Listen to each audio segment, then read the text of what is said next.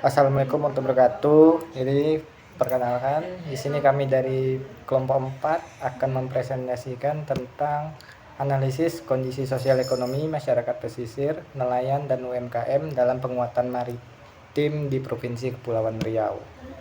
Di mana di sini saya Fikri Nurul Huda selaku ketua dari kelompok 4 dengan anggota saya yaitu Indah Dwi Wulansari, Saukin Hanura Zahra, Yuni Dwi Safitri, dan Jessica. Oke, kita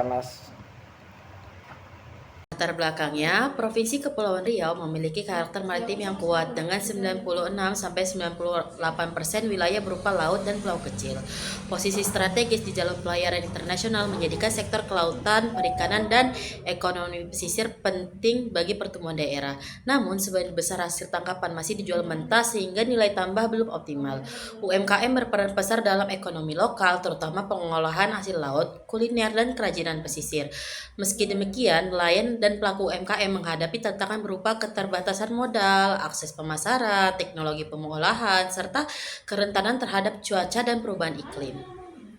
Pembahasan masalahnya yang pertama, bagaimana kondisi sosial masyarakat pesisir di Provinsi Kepulauan Riau terkait kesejahteraan, akses layanan dasar, dan mata pencarian. Yang kedua, apa saja tantangan utama yang dihadapi nelayan termasuk sarana penangkapan cuaca, perubahan iklim, dan stabilitas pendapatan. Yang ketiga, bagaimana kondisi serta hambatan yang dialami UMKM pesisir dalam permodalan, produksi, keterampilan, dan akses pasar. Manfaat penelitiannya yang pertama untuk masyarakat pesisir seperti memberi pemahaman mengenai kondisi sosial ekonomi serta mendorong peningkatan kapasitas, keterampilan, dan pemanfaatan potensi maritim secara lebih optimal. Bagi pemerintah daerah menjadikan dasar penyusunan kebijakan dan program lebih tepat sasaran untuk meningkatkan kesejahteraan masyarakat pesisir, mendukung nelayan serta memperkuat UMKM. Untuk akademisi menambahkan referensi dan data empiris nelayan dan UMKM dapat digunakan untuk penelitian lanjutan dan pengembangan teori. Untuk pelaku UMKM membantu memahami hambatan dan peluang usaha sehingga dapat meningkatkan keterampilan, produktivitas usaha, dan strategi pengembangan usaha.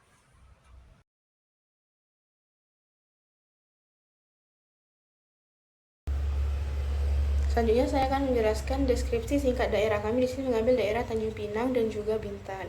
Jadi kota Tanjung Pinang merupakan ibu kota Provinsi Kepulauan Riau, memiliki karakter sebagai kota pesisir yang dekat dengan pusat perdagangan maritim. Nah, masyarakat pesisir dan nelayan di Tanjung Pinang ini masih sangat bergantung pada aktivitas penangkapan ikan dan kegiatan terkait kelautan. Namun mereka ini menghadapi sejumlah kendala seperti cuaca yang tidak menentu, wilayah tangkap yang terbatas, dan sarana penangkapan yang sederhana, serta pendapatan yang fluktuatif. Jadi kondisi sosial masyarakat pesisir juga dipengaruhi oleh keterbatasan akses layanan dasar dan juga peluang ekonomi alternatif, sehingga membuat kesejahteraan mereka belum optimal meskipun potensi maritim cukup besar. Nah, berbeda dengan Tanjung Pinang, Kabupaten Bintan ini memiliki potensi ekonomi yang kuat, terutama melalui pengembangan UMKM, pariwisata, dan juga pengolahan hasil laut. UMKM di Bintan ini berkembang dalam berbagai sektor seperti kuliner, kerajinan, produk olahan laut, hingga jasa wisata. Letak geografis yang strategis dan tingginya arus wisata membuka peluang besar bagi UMKM untuk tumbuh di Kabupaten Bintan. Selanjutnya kami akan menjelaskan terkait profil UMKM yang kami ambil. Jadi di sini kami mengambil UMKM otak-otak di Sungai Enam. Nah, UMKM otak-otak Bu Izai ini merupakan usaha olahan ikan yang berdiri sejak tahun 2010 dan berlokasi di Seinam, Kabupaten Bintan. Nah, usaha ini memproduksi otak-otak berbahan dasar ikan, tenggiri, dan juga gulamah dengan kapasitas produksi sekitar 300 piece per hari pada hari biasa dan meningkat hingga 1000 piece saat akhir pekan. Nah, kegiatan produksi dilakukan secara tradisional, termasuk mencari bahan baku ikan sendiri, mengolah adonan, hingga proses pembakaran menggunakan arang. Nah, total biaya operasional per bulan rata-rata mencapai 15 juta rupiah yang mencakup pembelian ikan, arang, gas, listrik, dan upah tenaga kerja. UMKM ini tuh memperkerjakan 3 orang pada hari biasa dan biasanya 4 orang saat weekend untuk memenuhi lonjakan permintaan.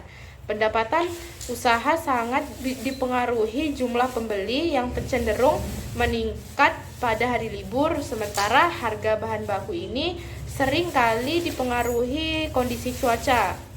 Nah, usaha ini tidak memiliki biaya sewa karena menggunakan tempat sendiri dan juga pernah mendapatkan dukungan pemerintah berupa freezer untuk penyimpanan. Secara keseluruhan, UMKM ini tuh memiliki potensi skala ekonomi karena peningkatan produksi pada akhir pekan membuat biaya per unit jadi lebih efisien. Meskipun tantangan seperti fluktuasi harga ikan dan persaingan lokal ini tetap harus dihadapi. Selanjutnya adalah dari profil masyarakat pesisir. Nah, masyarakat pesisir yang diwawancarai telah membuka usaha selama lebih dari 10 tahun, namun masih menghadapi berbagai kendala dasar seperti akses jalan yang kurang memadai, jaringan telekomunikasi yang lemah, serta keterbatasan wifi dan infrastruktur pendukung. Pada musim angin barat, kondisi laut menjadi keruh dan berdampak pada aktivitas serta pendapatan masyarakat. Karena pengunjung berkurang, listrik dan air bersih juga menjadi persoalan besar sebab keduanya sulit masuk ke wilayah tersebut dan sering tidak stabil, sehingga pendapatan masyarakat ini berubah-ubah tergantung jumlah pengunjung harian dan kondisi cuaca. Selain itu, belum ada subsidi maupun bantuan signifikan dari pemerintah terkait perbaikan jalan, air maupun jaringan internet. Meskipun beberapa rencana telah dibahas, lingkungan sekitar juga mulai terpengaruh oleh limbah dan sampah yang terbawa dari daerah lain seperti Tanjung Pinang, khususnya pada saat sore hari ketika arus ramai. Oke, selanjutnya itu adalah nelayan. Menurut RPJMD Kepri tahun 2005 sampai 2009 menyebutkan bahwa jumlah nelayan di Provinsi Kepulauan Riau terbilang cukup besar, terutama dengan adanya peningkatan sebesar 43% pada tahun 2020 hingga mencapai 116.447 orang.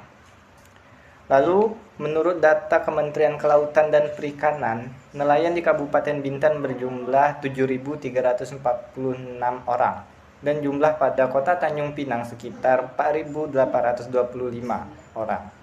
Di mana nelayan ini di wilayah Tanjung Pinang dan Bintan umumnya merupakan nelayan kecil yang menggunakan alat tangkap sederhana seperti pancing ulur, tawai dasar, jaring insang, dan bubu dengan perahu kecil kurang dari 10 GT. Sehingga aktivitas melaut yang sangat terbatas oleh jarak dan kondisi cuaca, skala ekonomi penangkapan ikan masih tergolong kecil karena hasil tangkapan yang sangat fluktuatif, terutama akibat pergantian musim ikan pada bulan April hingga Desember, dan pada musim pacaklik yaitu pada bulan Oktober dan Maret yang dapat menurunkan produksi.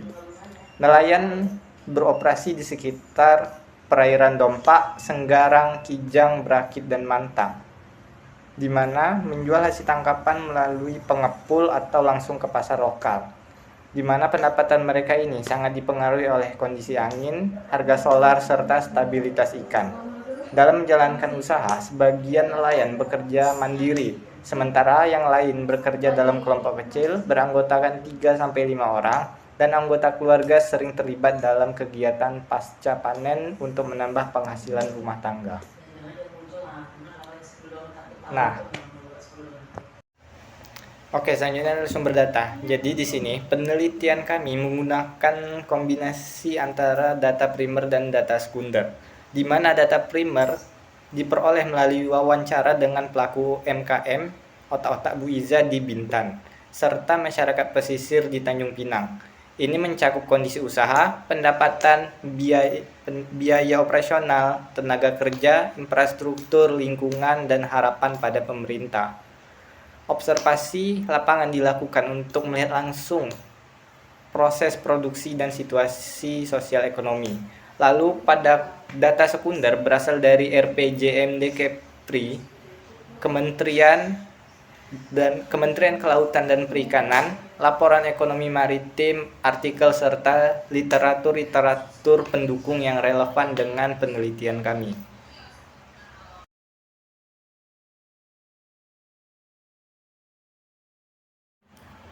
Oke, selanjutnya itulah permasalahan UMKM pesisir, di mana dalam menganalisis UMKM pesisir ini kami menggunakan analisis SWOT, di mana pada aspek yang pertama, pada aspek strength, kami menemukan bahwa UMKM pesisir ini memiliki kekuatan. Yang pertama yaitu menggunakan ikan segar yang diperoleh langsung dari nelayan lokal. Itu memiliki cita rasa khas sehingga kualitas lebih terjaga. Lalu selanjutnya lokasi yang strategis, di mana lokasi UMKM ini dekat dengan kawasan pesisir, yang dekat dengan bahan baku dan jalur wisata. Lalu pada aspek weakness atau kelemahan, UMKM ini masih produksinya masih manual. Bahan baku ikan juga bergantung pada cuaca, serta permasalahan pemasaran yang masih terbatas pada penjualan langsung, belum optimalisasi pada media sosial.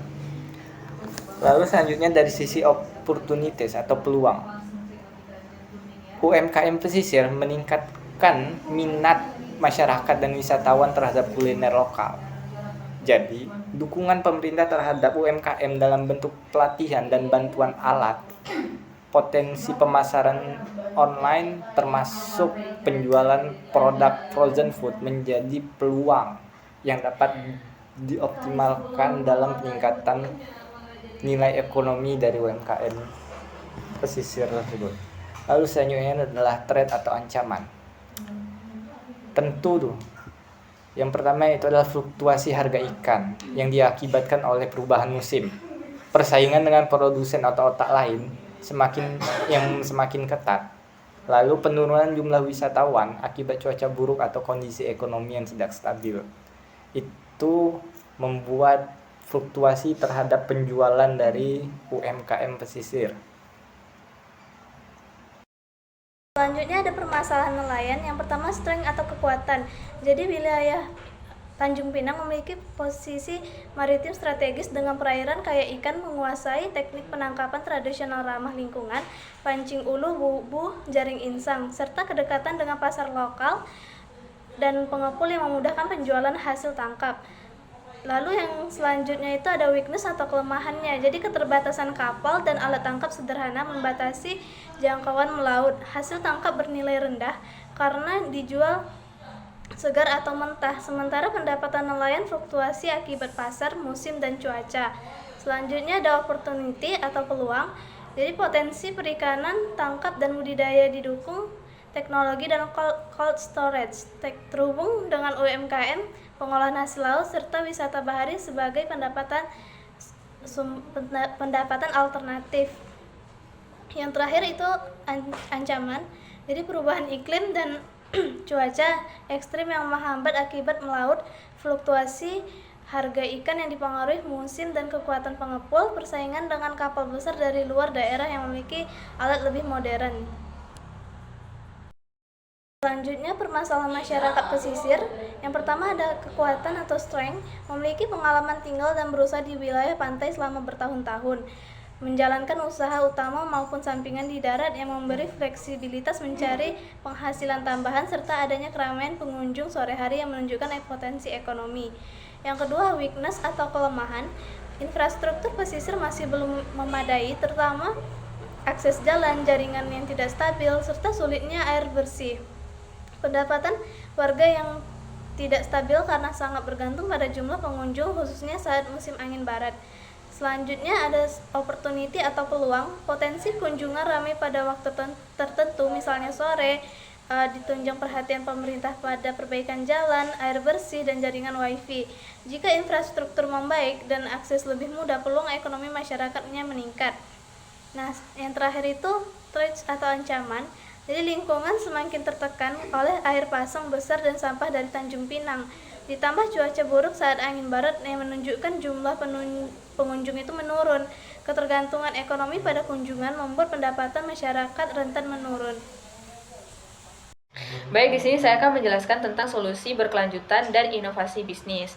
Yang pertama, solusi untuk UMKM pesisir, yaitu menjalin kerjasama langsung dengan nelayan lokal untuk memastikan pasokan bahan baku berkualitas dan mendukung ekonomi pesisir. Yang kedua, itu mengembangkan branding berbasis potensi lokal agar produk otak-otak menjadi ciri khas kuliner Bintan. Yang ketiga, memperoleh dukungan pemerintah melalui akses permodalan, pelatihan, usaha, serta kesempatan promosi pada event atau pusat oleh-oleh. Kemudian solusi untuk masyarakat pesisir, yaitu memperbaiki infrastruktur seperti jalan, lingkungan, jaringan, listrik, air bersih, dan wifi untuk mendukung aktivitas ekonomi dan mobilitas warga. Yang kedua, melaksanakan program rutin pengelolaan sampah dan kebersihan pantai untuk menciptakan lingkungan yang nyaman bagi warga dan pengunjung. Yang ketiga, meningkatkan peran masyarakat dalam musyawarah dan perencanaan pembangunan agar kebutuhan warga pesisir benar-benar terakomodasi.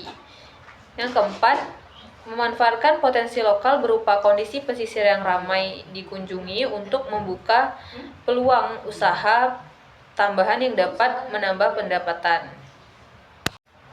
Adapun solusi untuk nelayan.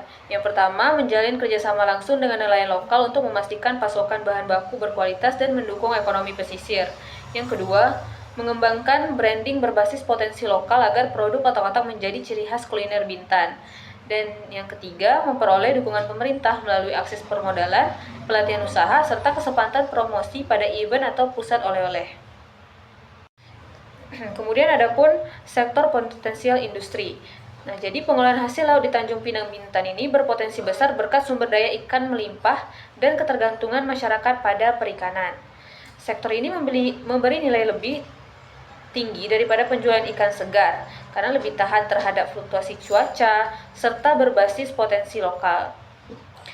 Selain meningkatkan pendapatan nelayan dan UMKM, industri ini inklusif, mendukung rantai nilai lokal dan dapat dikembangkan berkelanjutan untuk memperkuat ekonomi pesisir.